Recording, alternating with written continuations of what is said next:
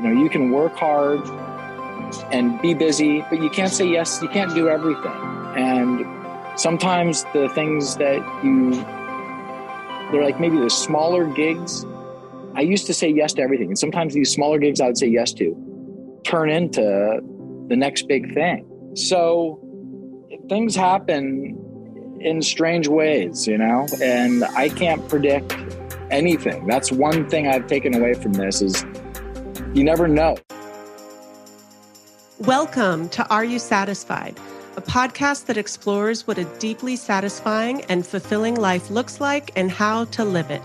I'm your host, Dr. Sarah Murphy, award-winning naturopathic doctor. Today's guest is Chaney, the bass player for Jane's Addiction. He's played on tons of records and movie soundtracks and has worked with artists like Slash, Elton John, Santana, Alanis Morissette, Miley Cyrus, and so on.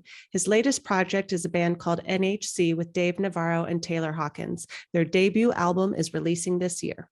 Welcome to the show, Chris.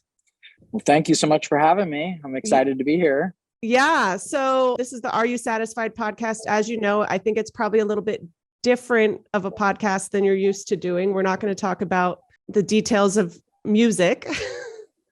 How to tune my bass? No.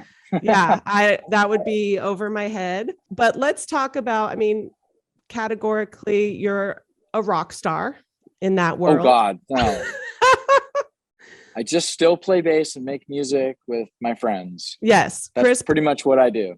Chris plays bass for Jane's Addiction and has worked with lots of big musicians touring and recording. So for those of you that don't know him, but let's talk about that. How was it a straight trajectory from studying music to being in the music business? Like, tell me how you got started.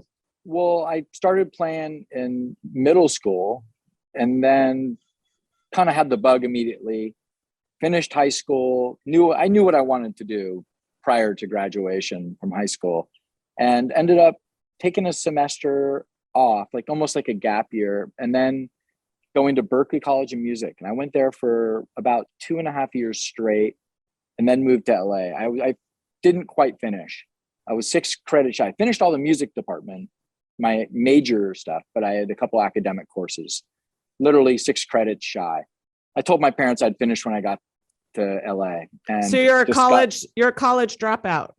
I'm a college dropout. I don't have a degree.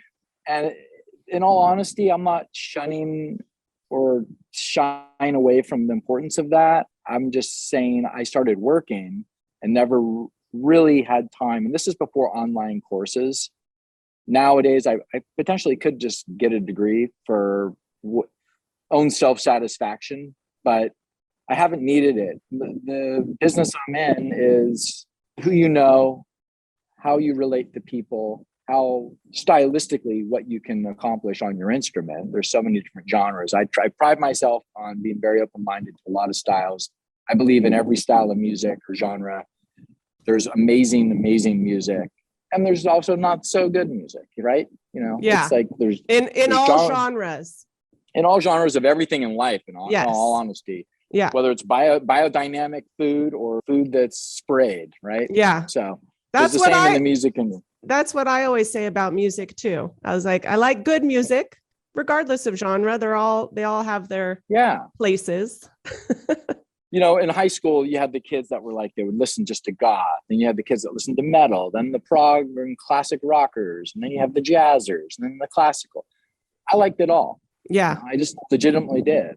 And that served me well in my career. I've been able to kind of segue throughout my career from playing on a lot of film soundtracks and TV shows, score type work, to playing on records with all types of different people.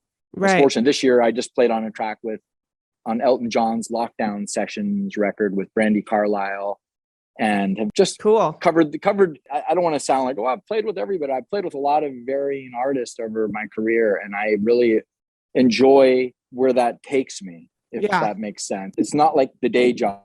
There's no monotony. Every week or every month or every day can be different, and that keeps it interesting and inspiring for me. Right. And my biggest break came in '95 when I got the gig with Alanis Morissette, and there's currently a documentary on HBO called Jagged, which I have a few little bit. So yeah, I was saying there's a current documentary on HBO called Jagged, and that was my big break, and that led to a lot of opportunities. I'll forever be grateful to Atlantis for that. It was like a meteoric rise. We started off in a van. It was my first true road touring experience, and I could have never predicted it would go on for 18 months straight. And what they don't talk about in the documentary, which I would touch on right now, is that it was really 3 world tours. We went to every city 3 times. We'd start off in clubs, theaters, then we'd move up to like arenas, and then outside amphitheaters and stadiums. We went from playing, for a few hundred people, under 1,000 people, to playing in some cases for over 100,000 people, and doing all the major shows, SNL and Letterman, which for kids today, that doesn't even exist anymore. Yeah. Which I have a 20-year-old and an 18-year-old. And sometimes when I talk about they ask me about things, I'm like, God, that didn't even exist. This was the day of cassettes. Right. I remember those. I was literally given a cassette from Jagged Little Pill with 3 songs on it. Yeah. And anyway, yeah, we've advanced significantly in the technological front. So how was that big break? How did it feel? Was it exciting? Were you scared? Like what was going on inside? Well, it was for me, it was very exciting. I use 3 words usually with careers, and that's passion, focus, and commitment. And I like to think I have those in spades because I really love what I do. I work hard at it. I'm focused, committed, and I'm passionate, right? And you want that. I think today, to have success in anything, if you don't have those, there's many more words you can throw around and add on to that. But those 3 in particular, to me, kind of embody what you need to have a successful career and be happy at what you do. Because there's ups and downs in everybody's careers. I mean, no one has a perfect arc aiming to the stars, right? Yeah. And it's through all the cliches it's through all those ups and downs, the failures, the little things that ultimately, make you who you are, and you come out of it stronger. You don't let it beat you down because you're so passionate about what it is, and you're committed and you're focused. That's right. That's right. Let's talk about, like, is there a hardest point in your career, or tell me about a downtime? Like, was there a low point, a tough time? I would say, yeah, there's been multiple times. I'm a Gemini, so I definitely have, the other me. And that's when you choose, in a kind of more broad statement, when you choose a freelance career, such as being a musician, there are ups and downs. Just, you can be busy where it's raining, it's pouring on you. You have a lot of calls coming in and you can't do it all. And then there's lulls. And when the lulls happen is when I would get in my head and go, oh, my time's up. People don't love what I'm doing. There's the new it's over. It's over. There's the young guns are taking over, and yesterday's news, right? Those kind of thoughts can go in your head. Like, I guess it can't get any better. And those would be the moments in my career where I feel like, God, I mean, I'm still passionate about it and love doing it and work hard, but is my 15 seconds over? Right. Mm-hmm, mm-hmm. And, or whatever, 15 minutes. Is that the phrase? Yeah, it isn't. And I learned that through multiple times that happening, that, you can work hard and be busy, but you can't say yes. You can't do everything. And sometimes the things that they're like maybe the smaller gigs. I used to say yes to everything. And sometimes these smaller gigs I would say yes to turn into the next big thing. Mm-hmm. And it's not about the money. Sometimes I'm doing stuff for nothing, just because I believe in the project. Like so my little podcast here. Right on. Yeah. Yeah, totally. So things happen in strange ways, and I can't predict anything. That's one thing I've taken away from this is you never know. Like, I get calls all the time, and I never in my life thought I'd play with Glenn Campbell. You know what I mean? He's gone on to his next adventure, but this was over a decade ago. And I've worked with some of my heroes and never thought in my life I'd be recording with I did 2 records with Joe Cocker. I'm Yeah. a huge fan. Yeah. And I played with Lou Reed. I've got to do some incredible things that I just never thought I would be able. They never even put it out there. Honestly, it just happened, Yeah. because I didn't. And that's what's fun about the music industry and being a career musician. I use the term lifer, which I'll steal from Perry Farrell, the singer of Jane's. He's now, I believe he's 62. I'm 51. And he said this maybe a decade and a half ago. I'm a lifer, man. I don't care. I'm doing this till the day I die. And I think as tumultuous of a ride as the music industry can be with the ups and downs, a true artist is someone who you can't get enough. You can't stop, no matter what the reward is, right? If you're making money or not, if you have rent or own a house or you don't, it's either in you or it isn't. Yeah. Would you still be playing music? Do you think, if you hadn't had all the success you've had, do you feel like you'd still be playing music now? I sure would try, I mean, as you get older and you have kids, that's where you have to make hard choices. And I've been fortunate to not make those choices. But I have friends who have had to make choices. Mm-hmm. And I would say they're more hobbyists now, and no less passionate, but there's that X factor. I'll use that term as to why, and timing. And I got very lucky. I read that book Outliers that Malcolm Gladwell wrote, and I related to a lot. Yeah, great book. And I related to a lot of sections, and I felt like, some of that I applied it to my life. And, I put those 10,000 hours in, and I think he did a chapter talking about hockey players where if you were born by this date, there was a cutoff date. And all the best hockey players were born like in January, February, and March because of this cutoff date. And the others, not as many, like percentage wise in the NHL. So I feel like I was lucky. I was born in like a January, February, or March, maybe. I don't know. I put the time in and I had passion for it and love it.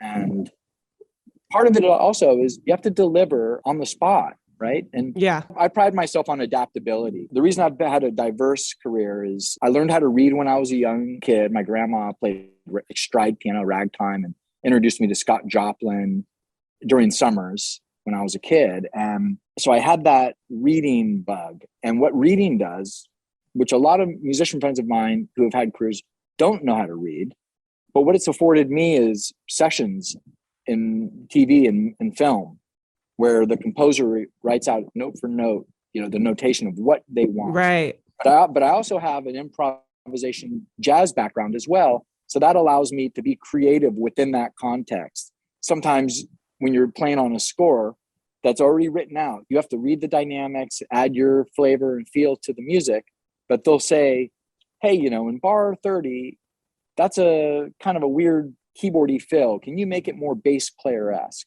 And some classical musicians might not be able to improvise. They're very by the number, by the notation. And so I have a love for jazz, and I'm not a jazz musician. I would dare say that. I mean, jazz musicians are, that's what they do.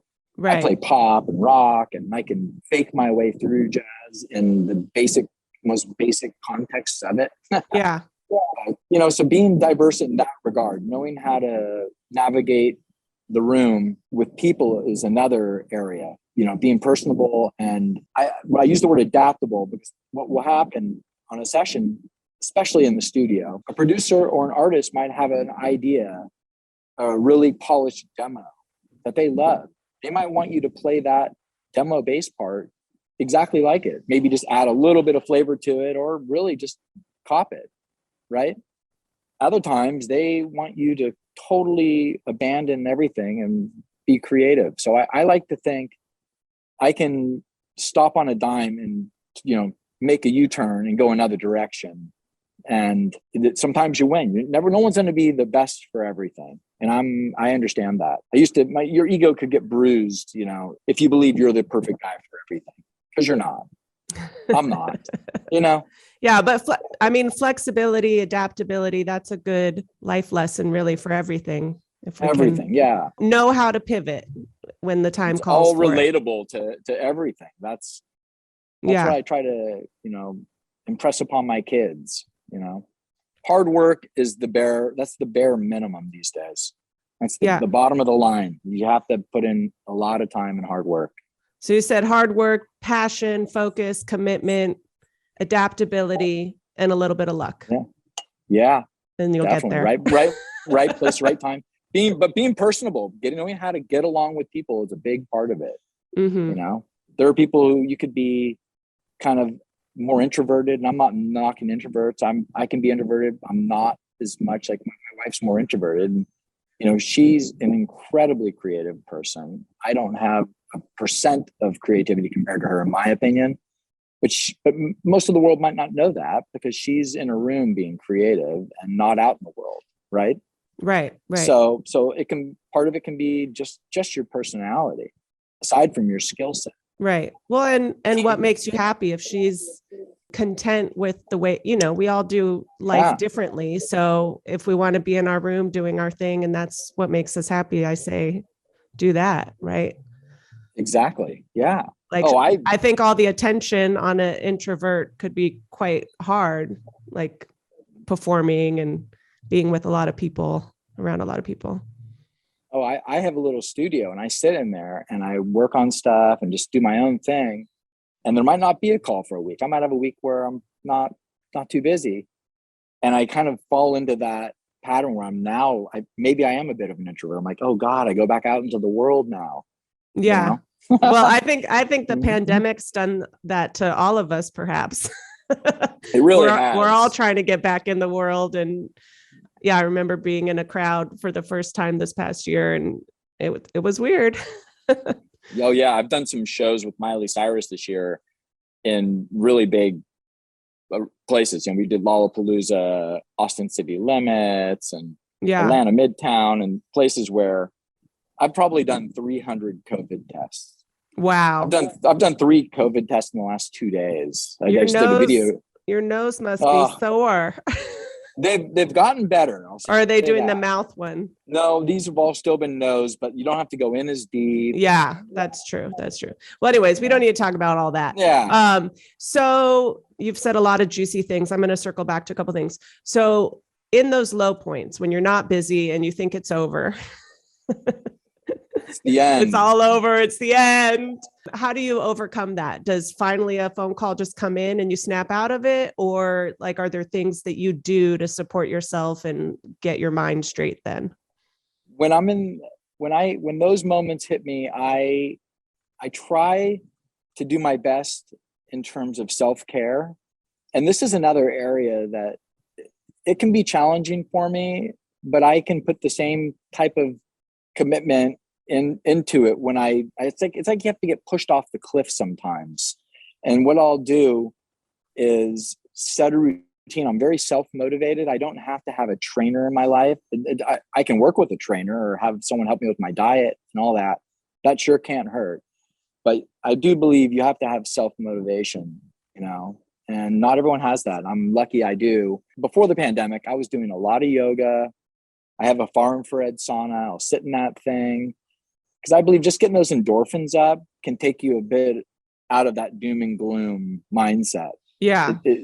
It's when you don't do anything, when you're stagnant, when the world, it's like a toilet bowl spinning. It can just do this with your brain, and you start to think like the why me, and you know, no matter what your position. I know people who are very successful who have committed suicide.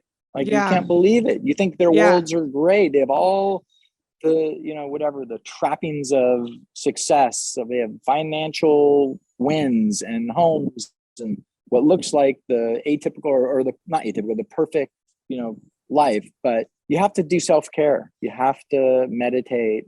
You don't have to do anything. This is what I recommend it. I mean, that's a poignant point that you're making right there about, and that's part of what this podcast is about, you know, because success doesn't always bring happiness. Although I think we think it does. If we just get that thing or we become the rock star, everything will be great. And it's not the case. So for those people that, you know, that have struggled in that way, despite the external successes, did it come down to self-care, like lack of self-care, or what are the things that catch them? do you think? I think drugs. Well, yeah, that's a big deal. Yeah. I'm playing an event next week with a good of my bandmate Dave Navarro does an event every year with his buddy Billy Morrison, and it's called Above Ground, and it's sponsored by Music Cares. And it is what it is. It's keeping you above ground, not in the earth, So yeah, drugs can do that, and alcoholism, all of it. You can drown your sorrows in that world, and sometimes it's too much. A lot of times it's too much. So you have to have somebody. How do I say this? You have to do it yourself. People can pull you out and try to save you, but you have to save yourself. That's what I believe.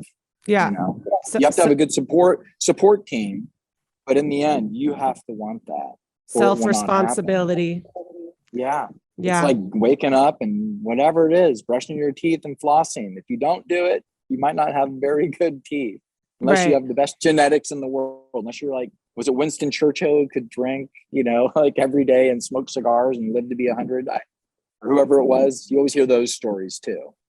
Yeah. Right. So a lot of life can be just your genetic makeup, and, but you have to have that motivation. I'm doing a thing right now. My wife turned me on to it. It's called the Pomodoro technique. Have you heard of that? No.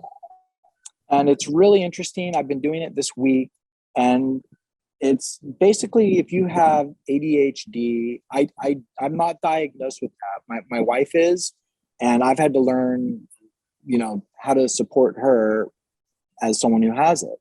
And she told me about this technique, and she said, you might like it. And it turns out that I do. And it's the Pomodoro technique. And the gist is you do 25 minutes of hard work. So I might sit there at my computer with a bass and put a metronome on and focus on whatever scales at half speed or double speed, whatever it is.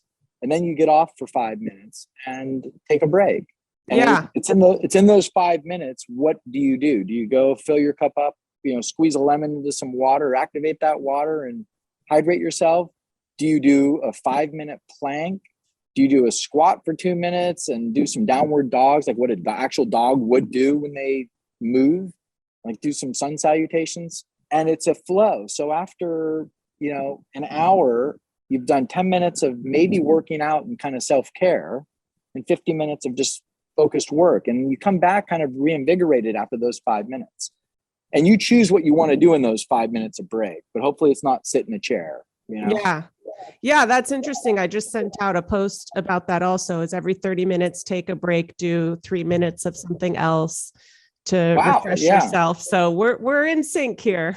Right on. But we're not meant to work 16 hours straight, no breaks. Like there is self-care. To me, in my experience in working on myself and with others, self-care will make you more productive and creative and successful, even in less time. Like work less, 100%, more self-care, and you'll probably achieve the same, if not more success. I believe more because you're just more aligned. Yeah. So on the flip side, I think you were mentioning when you're not busy and you might get in your head about things being over. What I like to do is the positive flip side of that is it's a vacation, really. Like you work hard, and when the phone is ringing off the hook, you can't, like, it's hard to stop because you got to work.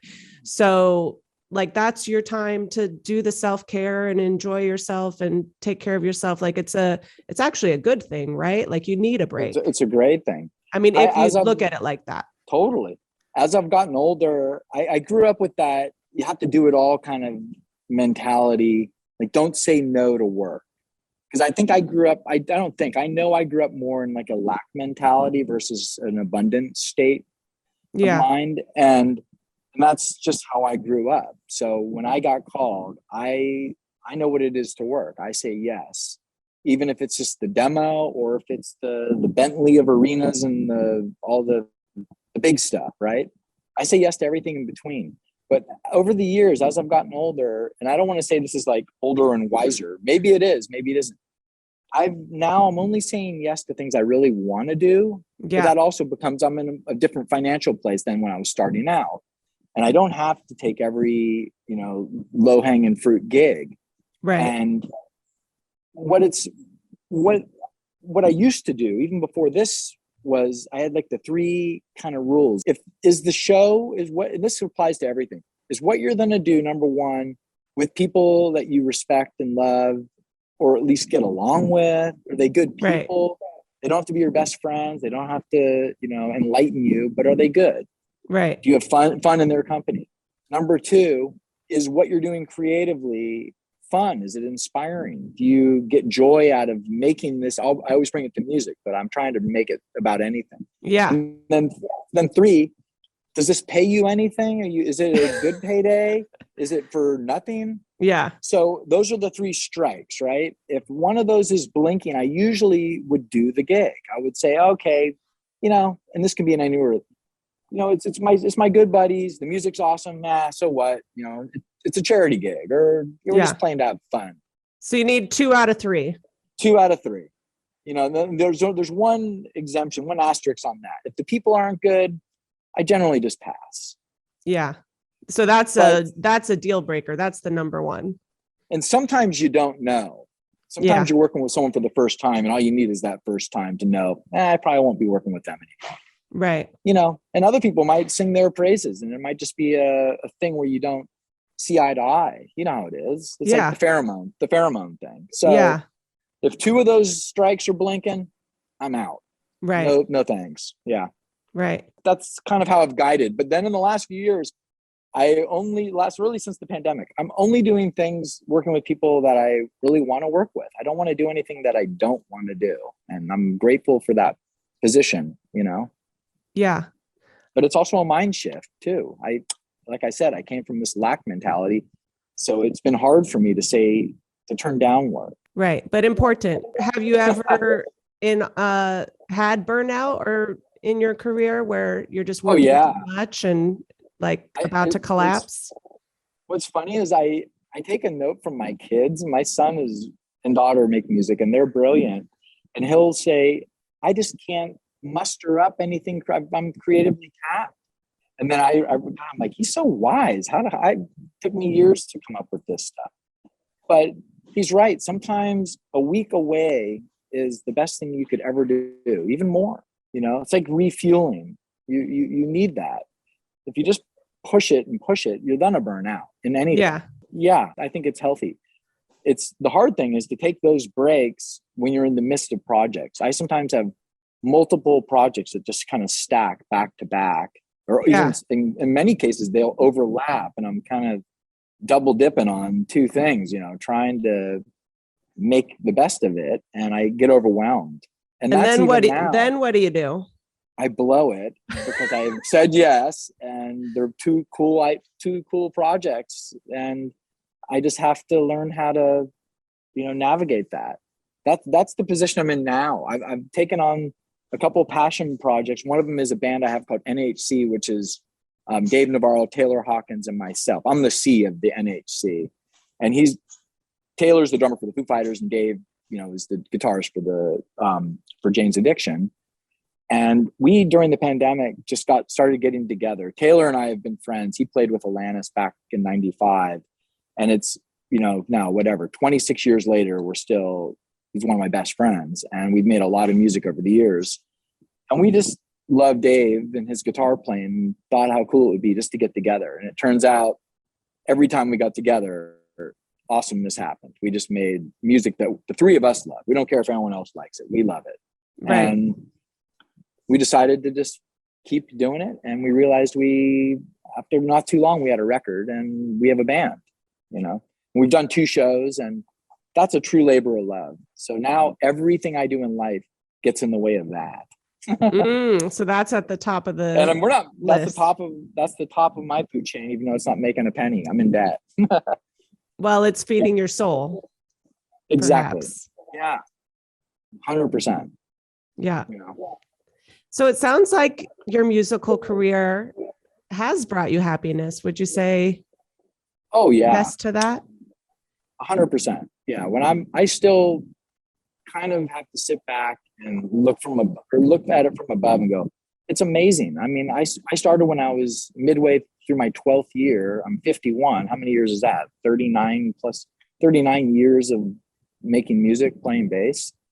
And I can't believe I'm able to fumble around on four strings and make a living, you know? Yeah. I go back to those days and try to just visualize chain of events, the whole career path or arc. And I still am learning every day. I still practice just about every day. I have a bass in my hands and I work on different things. Like we were saying, the Pomodoro technique. I just do various versions of that. I've done all types of different, I'd say my goal is to practice for 4 hours today. The reason I really I'm hot on this Pomodoro technique is because I love the break. I have a timer actually. And at 25 minutes, I just stop playing, even if I'm in the middle of something. Yeah. But yeah, like I said earlier, I'm a lifer. I'll just keep doing this, but I do want to, as my wife and I are getting a little older, the pandemic threw a wrench into travel, but I'd like to get out into the world a little bit. I've traveled the world so much for work, but it's that cliche, like, I've been to Paris 50 times, but I've never seen Paris, Correct. Or is that a cliche? That's not a cliche. Well, for a touring musician, yes, I get what you mean. You're in the hotel room and in the arena and out. I've been to New Zealand like 4 or 5 times. That's the problem. I don't even know how many. I've been there 4 or 5 times, but I've only been to Auckland and Wellington. Yeah. Meanwhile, my dad went there and he was there for 6 weeks, driving all over the country and telling me everything that I would love to do, how beautiful this, that, and the other. And so I haven't got to experience much of the world in that way, even though I've traveled everywhere. I've been to London like 50 times. Yeah. And for me, travel is such a creative inspiration, just the newness and differentness of, being in a different setting. Do you find that when you are, I mean, I know you don't do it on the day to day, but I feel like creatively we can get stuck if we are in that routine, day-to-day routine where we don't have any newness around us, and travel for me provides that newness to open up the creative thinking. Totally. At the beginning of the pandemic, my wife and I, just with the rates and everything being what it is, we had been saving up and we decided to look out in Palm Springs, and we bought a little like mid-century modern house. It's kind of like a getaway pad out of LA. And it's nice because it's in striking distance. It's less than 2 hours door to door. So when I go out there, I tell people this who also enjoy that desert, energy. As soon as you turn off the 10 onto the 111, which is the street, the highway that goes into Palm Springs directly, I feel stress like melt away or evaporate. There's something about the warmer desert air, the smell of that air, the light breeze or the harsh winds, whatever it is. And when I see those windmills, I just feel it melt away, but it also reinvigorates and inspires me. I love being out there. I actually being the psycho that I am for music, I actually put in a little studio. And the last 2 times I've been there, I haven't even turned it on. I'm just out there. I just want to. Interesting. Yeah, I thought I would just want to jump in every time, but the last couple of times I've just gone out and done hikes and other stuff. Just jumped and relaxed, or jumped in the pool, relaxed, and cooked good food. Gone out to some restaurants, and I played some golf. My dad visited, and he loves it. My dad's going to be 80 this year, and he's so thrilled. He's always like, "Can I go out and stay at the pad?" Like, half the reason we got it is for that reason. Go use it as long as you want. Yeah. Yeah.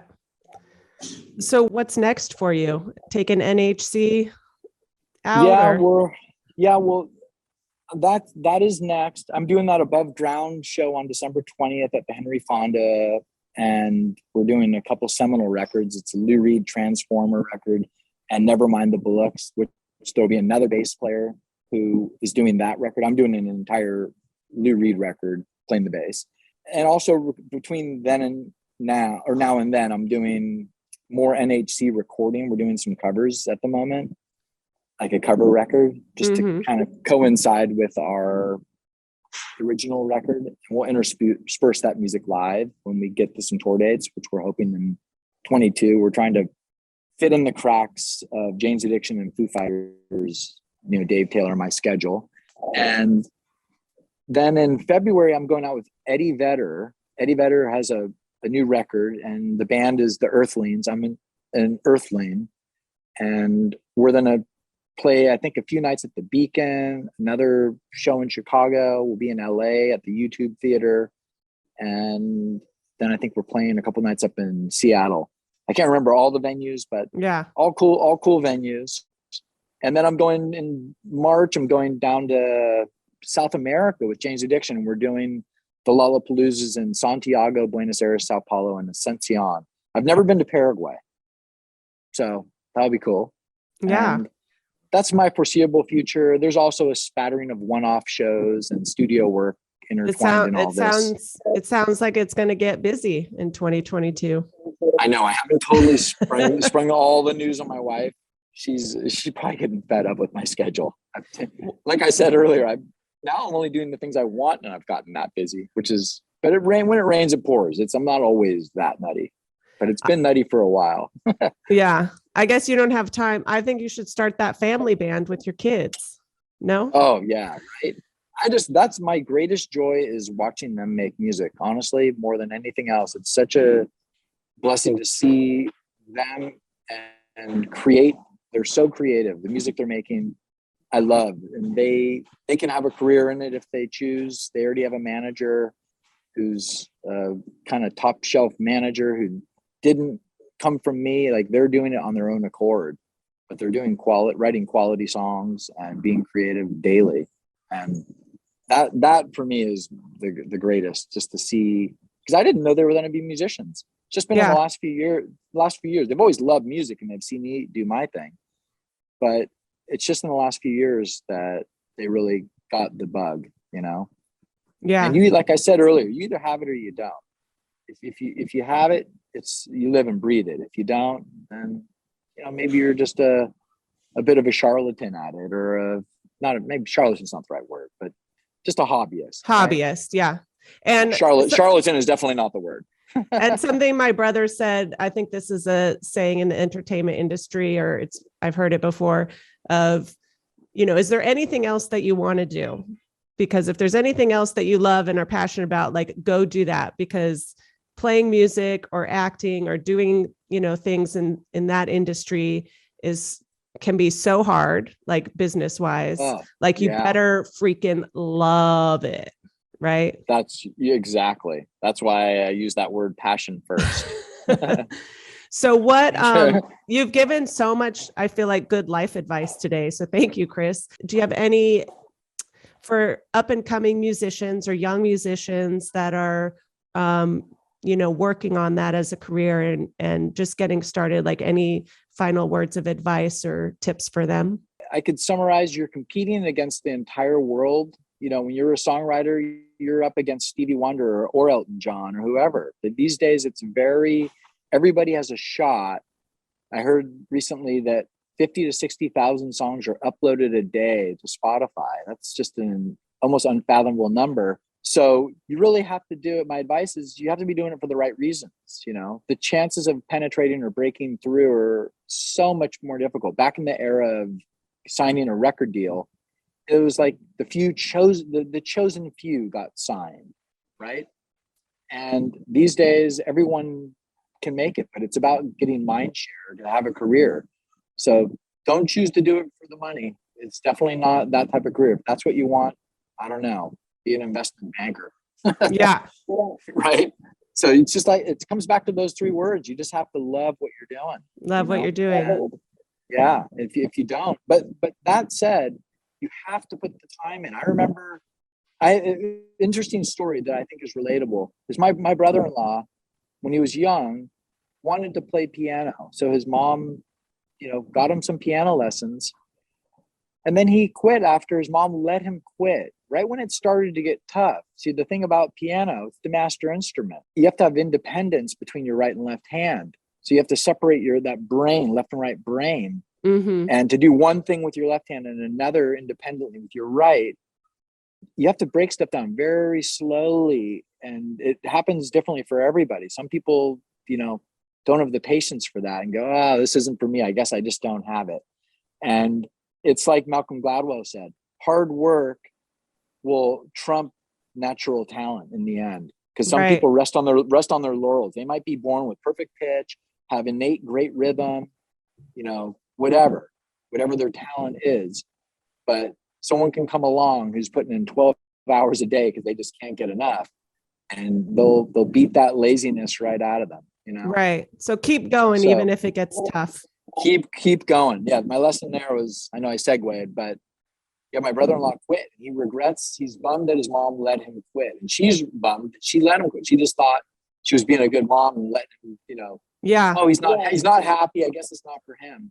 But I think everybody in life should have a little bit of basic music understanding. Like I call them the cowboy chords, just the basic chords on an acoustic guitar, or, how to play some of the basic chords on a piano. Yeah. It's not rocket science. And I think it makes you a smarter person. Yeah, music is proven to make you a smarter person. You think, and I'm a very mathematically different person. So I can see music in numbers, if that makes sense. Like some people see it in colors. I see it, I can hear it, see it in numbers, because it's all based on a sequence of 2s and 3s against whatever pulse you're given. 1 2 1 2 1 2 3. Like I can hear these subdivisions of music, and you'd think they drive me crazy, but they don't. I can turn that on and turn it off. When I'm learning something, I turn it on. Yeah. If I need to. Yeah. Yeah, I agree. I grew up as a dancer, and that's how I relate to music, but it still is with me today. And how I think I learn and experience the world is that, like, whatever was imprinted in me from music and dance, definitely influences me to this day. Even though I don't do it as a career, it trains your body and mind in a special way, different than anything else. A lot of dancers are great musicians. Well, they have that rhythm, and they have good time. I got a couple instruments here, but every time I pick them up, they're so difficult. Got to push over the hurdle.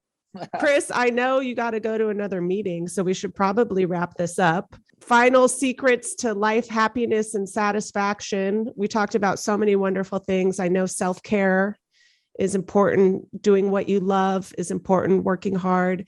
Any other final words on how to be satisfied and happy in life from your perspective? Don't go to bed angry, and eat real food. Try to knock out processed food, because that can literally change your state of mind and mood. Try to buy the book. What is it called? Plant Paradox. Yeah. Follow that. Yeah. I believe this country, especially, maybe more so than any other country, is inundated and has a lot of disease, what quote unquote incurable disease. So I believe your mental state, your emotional well-being, all of that is related, not just to being physically charged and working out, but starts with that Hippocrates quote, "Let food be thy medicine and medicine be thy food." So that's how I would end it. That's I know. I know you drink green juice and exercise. So I guess it's, even as a musician, don't do drugs, drink your green juice. Americanas, man. No. Organic Americana. Yes. Okay, wonderful. That's my biggest vice, coffee, right? I like coffee. I think if it's good, clean coffee, it has some health benefits. They've researched that. Sure. It's got good benefits. Oh, yeah. Just one big cup a day. And in moderation, everything in moderation. Oh yeah. Right? I learned from you. You know all this stuff. I'm just rehashing stuff that I've read that relates, that I connect with. Right. That's it. Well, wonderful. It was so good to do this with you. Likewise. Thank you so much for having me. Thank you. This has been wonderful. So everyone can check you out in 2022. Go to a show if they want, right? Lots of shows coming up. I post up on my Instagram. We have a band Instagram. Okay. What's your Instagram? Mine is Chris Chaney. It's Chaney, like Lon Chaney. Chris Chaney bass. And then our band is NHC Music Official. Wonderful. Wonderful. All right. Well, thanks, Chris. Thank you so much, Sarah. Have a great afternoon. You too.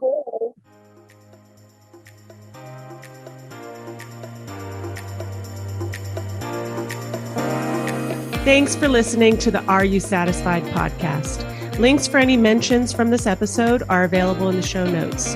If you'd like to connect with me, go to drsarahmurphy.com. That's drsarahmurphy.com.